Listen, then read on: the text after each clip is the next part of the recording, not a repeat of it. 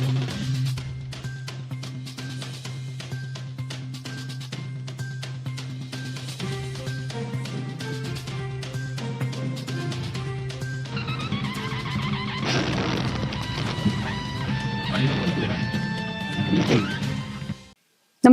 आपण पाहता हिरकणी न्यूज.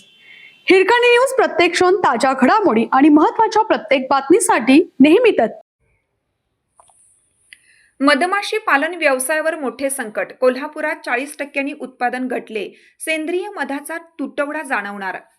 जागतिक तापमान वाढीमुळे उष्णतेत वाढ झाली. पावसाचा कालावधी आणि प्रमाण बदलले, त्यामुळे मधमाशांच्या वसाहती स्थलांतरित झाल्या किंवा त्यातील माशा मृत झाल्या. परिणामी खादी ग्रामोद्योगाच्या मधसंकलनात दरवर्षीपेक्षा यावर्षी 40% घट झाली.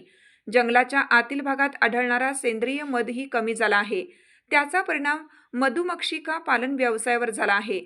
जिल्ह्यातील राधानगरी, शाहूवाडी, गगनबावडा, पाटगाव, बुदरगड, आजरा, चंदगड, गडहिंग्लज तालुक्यात मधुमक्षिका पालनाचा व्यवसाय मोठा आहे. भागातील जंगलांच्या आसपास राहणारे मधपालक जंगलात मधमाशांच्या पेट्या ठेवतात. त्यातून मध संकलन करून तो खादी ग्रामोद्योग विभागाला विकतात. काही खाजगी कंपन्याही हा मध विकत घेतात. जंगलाच्या आत जो मध मिळतो तो सेंद्रिय असतो, त्यामुळे कोणत्याही रासायनिक घटकाचा अंश नसतो, त्यामुळे त्याला अधिक मागणी असते.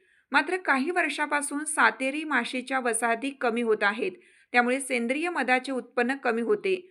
खादी ग्रामोद्योग विभागाकडे यावर्षी 1000 किलो मध संकलित झाला आहे. गेल्या वर्षीपेक्षा हे प्रमाण 40% घटलं आहे.